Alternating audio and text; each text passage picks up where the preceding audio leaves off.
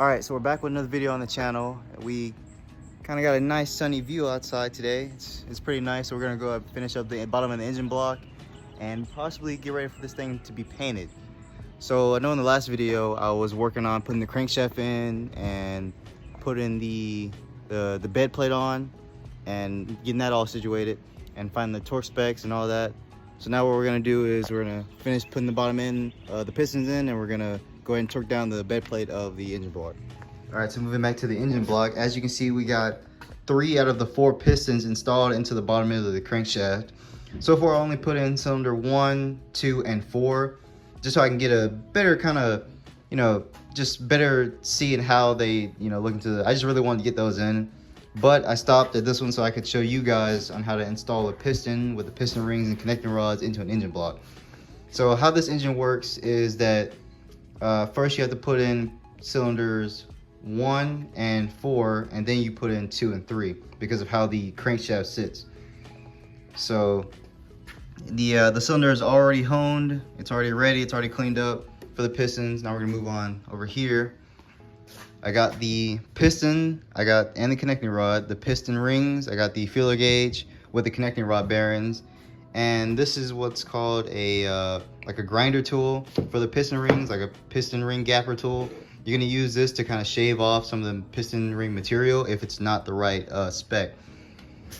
And these are some more just piston rings I had. Here you can actually see where the piston ring goes inside of the piston.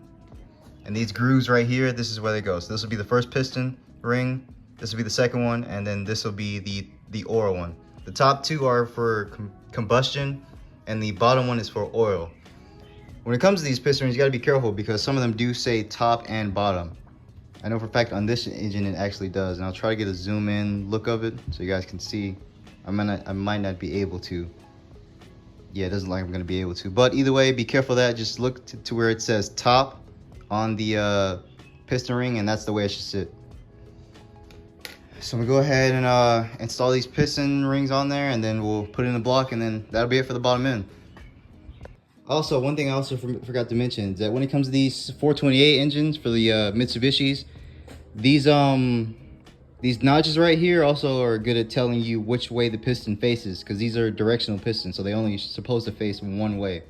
With this engine, all these notches and the F's on the front are supposed to be facing the crank pulley right there. So every one of these should go like this, with the F's and the notch on the side facing the crank pulley. Also, one other thing that I forgot to mention that is also important, when it comes to these piston rings, there's going to be a spec called a ring gap you need to pay attention to. Now for the Chrysler 428 engines, this appears to be the piston ring gap size.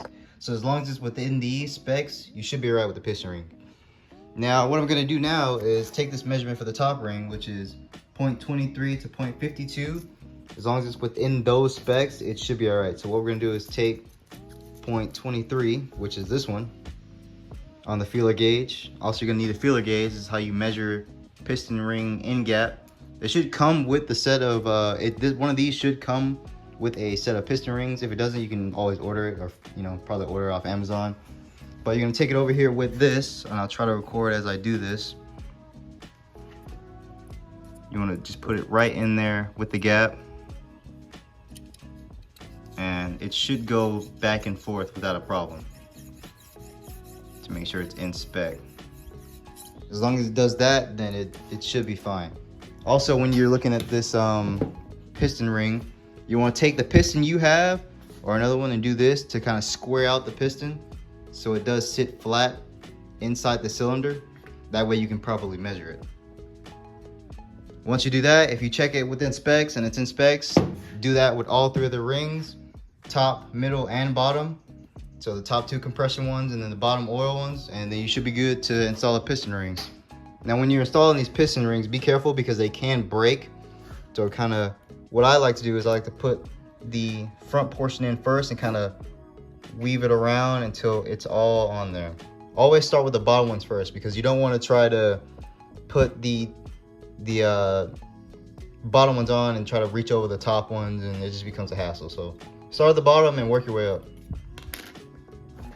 All right, so we got the bottom end all completely done. We got the pistons, connecting rods, and the bed plate back on with the crankshaft.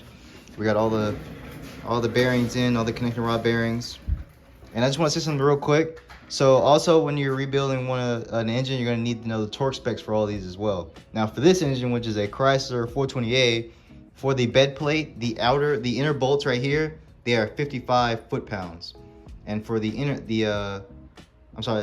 bolts right here, these are 55 foot-pounds. And for these smaller outer bolts, they're 20 foot-pounds. Now for the connecting rods themselves, those bolts, they're also 20 foot-pounds. That's what I found out from looking at the specs. So if you guys are doing that at home, or doing this type of engine or similar engine, that's what the specs are for these engines. You pop it over on the other side. So you guys take a look at all the pistons inside the engine block. There you go. Now, as I said before, with this engine, cylinder 1 and 4 are on the same dial as each other, and cylinder 2 and 3 are the same dial as each other. That's just how these 420As work. So you can kind of see it. It's down there. They're on different strokes. That's what it's called. There are different strokes: compression, intake, exhaust, and then the power stroke. These 2 are top dead center, and these 2 are on a different stroke. That's how these 420As work.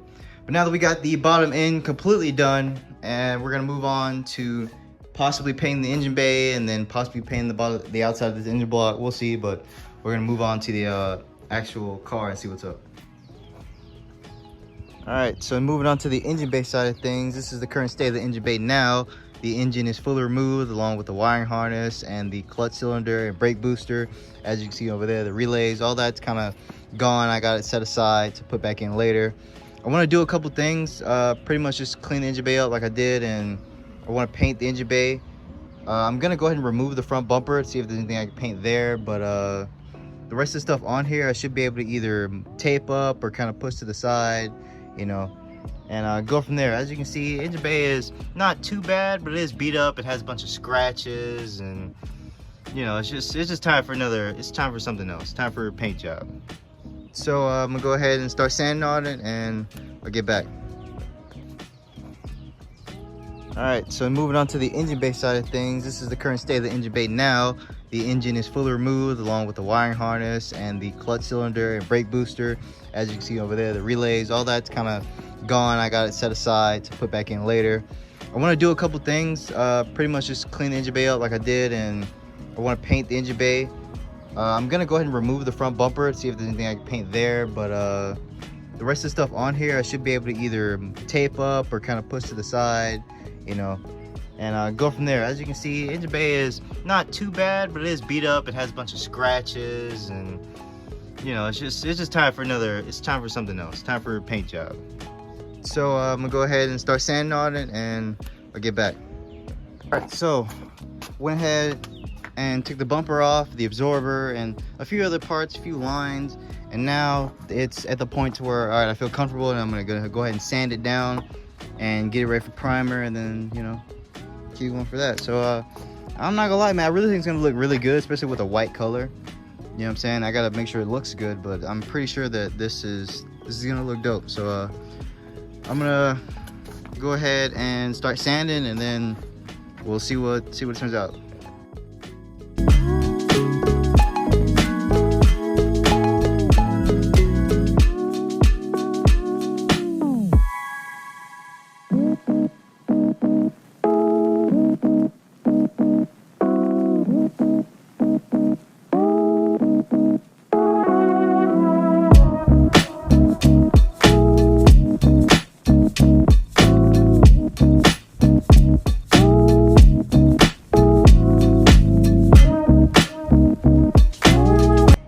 Alright guys, so we're back working on the Mitsubishi Eclipse again. This is day 2 of the paint and engine bay process. So far I got the car sanded down and taped up.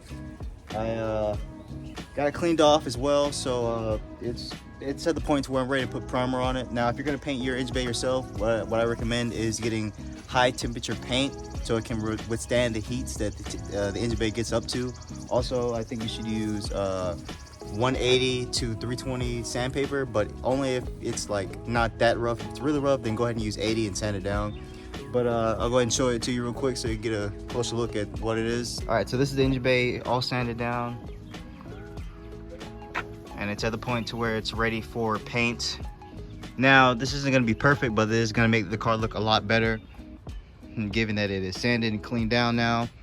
And on your last step of also getting ready to sand down, wipe it down with wax and grease remover. If you don't have wax and grease remover, you could use alcohol or maybe some type of cleaner with alcohol in it as a substitute. Just go ahead and give it a brief wipe down before you put primer or paint on it. That will make sure that there's no contaminants that'll get in your primer and or paint. So right now we're gonna go ahead and prime it and see how it looks after that. And by the way, when you're priming it, you want to make sure to get all these bare metal spots. Make sure you get all the bare metal spots and anything that is roughly sanded. That way when you put paint on it, the paint will actually lay down nicer and flat and the bare metal won't show through the paint. Yeah, we're going to put in primer and then get back to it.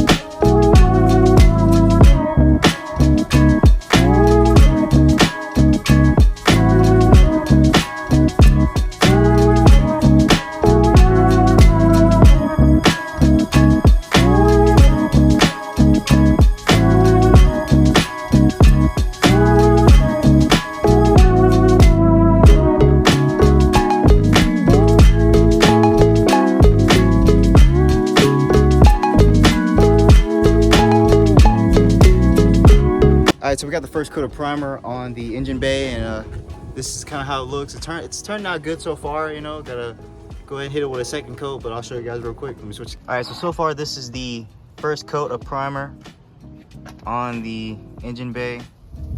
Now with your first coat, you don't have to kind of wet it. Just go ahead and get a nice coat on there. That way the second time you hit it, it'll be nice and everything will be covered. So as you can see, I didn't really cover everything on this coat. That's just so I could get the primer on there. Now I'm gonna wait a little bit, give it a little time to flash. That's what we call it when we're just letting it cure. Now I'm gonna hit it with a second coat, and then on this second coat I'm gonna make sure I hit everything well and everything is covered. And that way when I go to lay the paint down, the paint looks good and there's no burn through marks or there's no not coverage with the paint, and it looks good. So we're gonna go ahead and do that, hit it with a second coat of primer, and then get paint on it.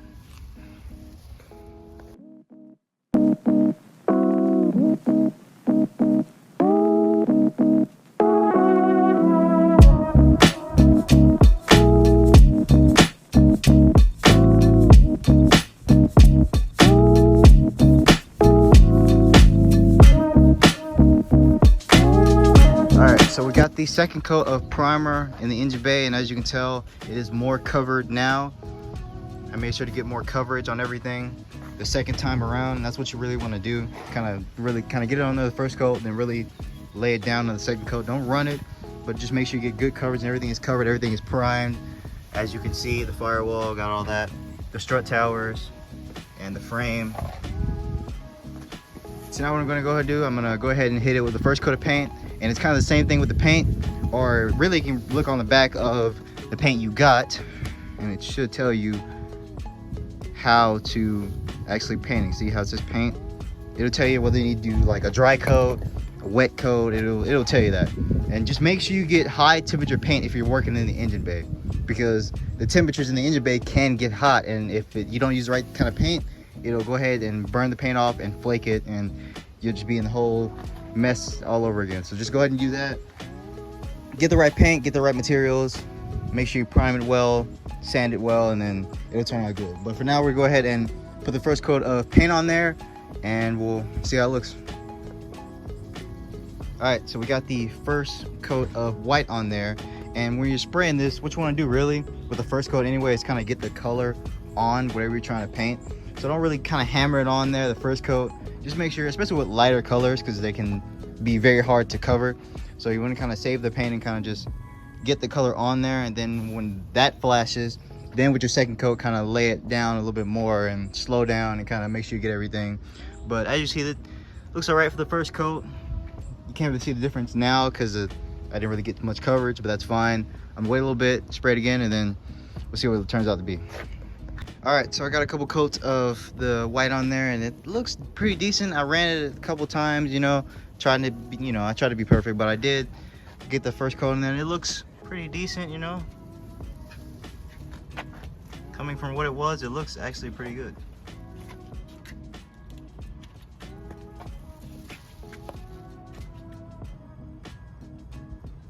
So as you can see, I got good coverage everywhere, and the color looks all right. It's a bit dark outside, but you know, I'll retake another video as soon as the sun comes out, but it looks pretty decent. I'm gonna hit it with another coat and then wait till tomorrow and then see what it really looks like. All right guys, this is day 3, back with it again, and so far I got the car primed, painted, and cleared. So I'm actually happy with the final results. I could have done better, you know, I ran a couple spots, but overall I got the look that I was going for. Just a nice cleaned up look. That way when the engine gets in there, it looks better, and you know, I don't have to deal with all those scratches, and you know, it just looked bad. So I'm actually pretty happy with this. You know, I'm gonna go with it. I think I did all right now. Next time I know what to do better. But yeah, so I'll go ahead and hit with some cinematics, and that's gonna be it for the video. Overall, the process would have took shorter time, but you know, I wanted to make sure I did it right. And you know, it sucks that the sun isn't out to really see it, but you know, I think it looks all right. So I'm gonna go ahead and hit it with some cinematics, and then we're gonna end the video. And real quick, I just want to show you guys the materials I use, just in case you want to do this yourself. So here they are right here. I'll switch the camera real quick. All right, so this is the materials I use. If you are looking to paint your own engine bay, I suggest these ones. Now you obviously don't have to get white, but that's the color I went. They come with many colors: green, yellow, blue, red. But I got this primer because it can withstand the heat that the temperatures can get up to. So if you don't get the right primer and you paint over it, even if you get the right paint, the primer itself may begin to lift because of the extreme heat. So I went ahead and got this primer so it can, you know, withstand the heat that the engine bays get up to. Now I'll be, you know, heat wrapping my headers as well, so that will kind of dim down the heat to make it even more safer for the paint, and not only the plastic parts within the engine bay. But yeah, so looking at it in the sun, it looks actually pretty nice. I did run a couple spots which I'm not proud of, but if you take a look at it, you know, it looks pretty decent, and it's got that look that I was trying to get to, you know, get just a nice cleaned up look. You know, you can't really see all the scratches and all the dents in it anymore. It's a nice cleaned up look. It'll look even better when the engine bay's in it, when the engine is back in it at least. But yeah, so I'm gonna go ahead and maybe hit it with another coat and put some clear on it and see what it really looks like. All right, so this is how it came out. I got the base clear on it, and it actually looks pretty decent. I could have gone better. I did run a couple spots, but overall I think it looks pretty decent and all right for what I was going for. I just want a better look, and you know, rather than those scratchy and banged up look, it looks nice now. And this one I'm gonna go with. I'm gonna run with this. So yeah, I'm actually pretty happy with it. I'll hit it with some cinematics, that way you guys can really see it. I'll slow down, and that'll be it for the video, man. And then yeah.